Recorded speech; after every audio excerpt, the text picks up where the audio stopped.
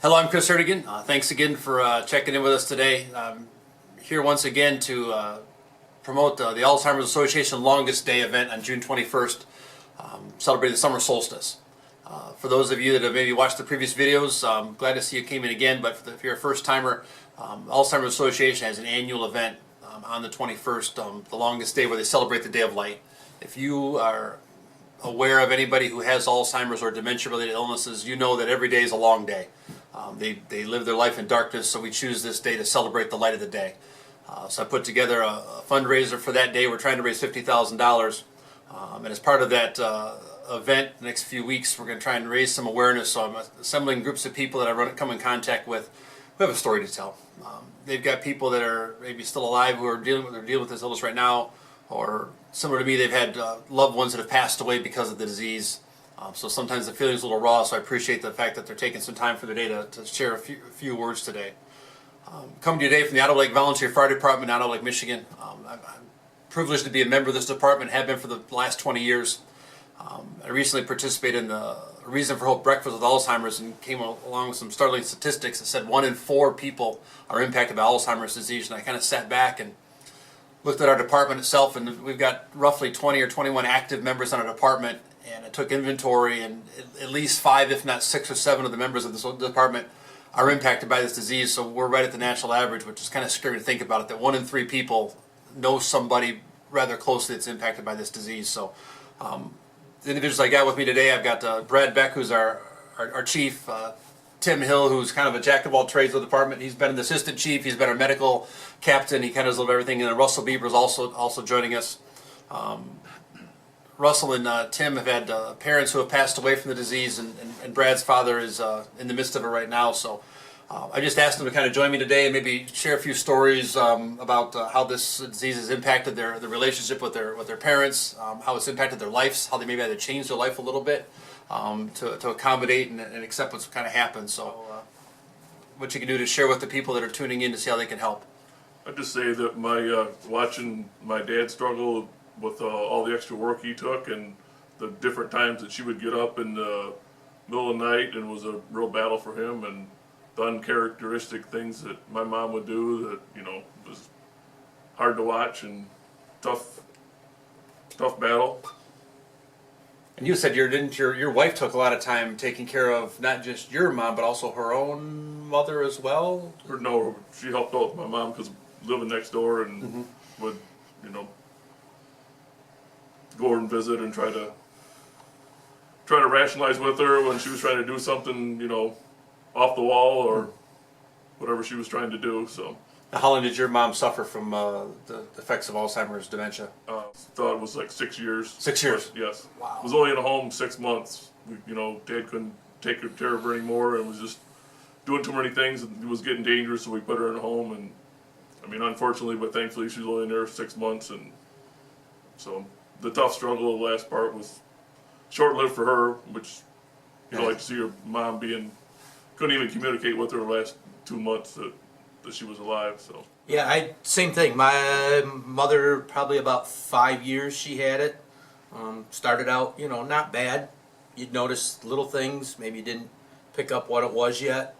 My biggest thing was probably when I got a call from a sheriff about mid-afternoon that she was down and halfway down the state of Ohio, and they said she was headed towards Michigan. Fortunate that a couple utility guys, she kept passing them back and forth, and they finally stopped her and actually escorted her to the sheriff's office. And that was probably my biggest point of really realizing that she couldn't do things on her own anymore. And then you always had those issues of, you know, they revert back to their childhood, and it's hard when you walk in and they think, you know, that you're their dad or something, and you know, one day it's that way, and the next day they might be just as normal as can be. You know, they know who you are. It's just it was a tough thing to go through. I took her meals for almost 3 years. Started out with just 1 meal a day, and then we went to 2 meals a day, and then ended up where we had to, you know, 3 meals, have somebody stay with her. It's kind of tough, you know, seeing it, because it is your parent, you're so used to them, and then all of a sudden you just, you know, One day they're talking to you fine, the next day they think you're dad, and they're 12 years, 15 years old. And it's tough. That's the hardest part. I mean, I've worked with my dad my whole life, and I'd spent more time with him than my mom had spent with him. And when he started to regress, he's not as bad, to the point where Tim and Russell's moms were. But it was the fact that we were working together, and I would see things like things that we had done together for 30 years, and all of a sudden it was a surprise to him, and it got to be a dangerous thing, and then you had to start pulling keys, and in the farming world, you take somebody's keys away, you must well take their job and their life away. It's their heart. So that hit him hard, and he was pretty angry and frustrated about it, as I was, and at first I was very angry about it, and I was mad at him until I understood that there was just something else. It wasn't him anymore. He'll ask me where I'm working. He'll tell me how that job was laid out 50 years ago. Did you take your meds? Nah, I forgot. And he'll be sitting there in his church clothes on a Wednesday. And what's the matter? I thought it was Sunday. And I'm like, no. And it breaks your heart, because growing up, he was my hero. But it did. And Chris is my cousin, and our parents, my dad and his dad, were in that same family generation. And I think I'd be lying if I told you exactly. I think there's 12 cousins of that group, and I think 9 of them have been afflicted. So, I mean, thanks guys for sharing your stories. I mean, it's still. I don't care how long they've been here or gone. It's like it's still frustrating. So hopefully, for those of you watching, if you got a story, I'd love to hear it. But that's the reason we're doing this event. We're trying to raise some money so that we can hopefully in our lifetimes that we have left now, for those that passed away, like our parents, it's too late for them, and maybe even for your dad. But at least he's getting some treatment, and you're seeing some maintenance. So that's why we're trying to raise some money so we can hopefully the next 2 or 3 generations. I mean, my story is, like I said, my father had it.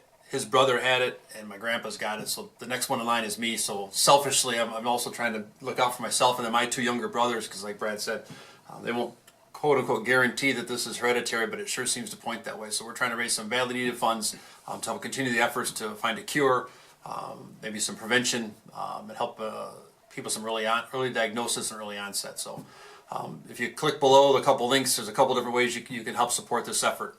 If you want to get some exercise and row with us in that day, there's a link right to the Fitness Shack in Savannah where you can sign up. That's free rowing. You can sign up for as many hours as you want to. If you need some classes beforehand, we'd be more than happy to accommodate that. If you'd like to donate, you can go to Alzheimer's webpage, and for as little as $25 or $30, you can actually sign up, donate, and get a free T-shirt. If you want to participate that day, let us know. Or if you just have some questions, just feel free to communicate with us. We'll get back to you as soon as we possibly can. We'd love your support any way we can get it. So thanks again for checking in with us today. Stay tuned. We'll have another story for you again next week.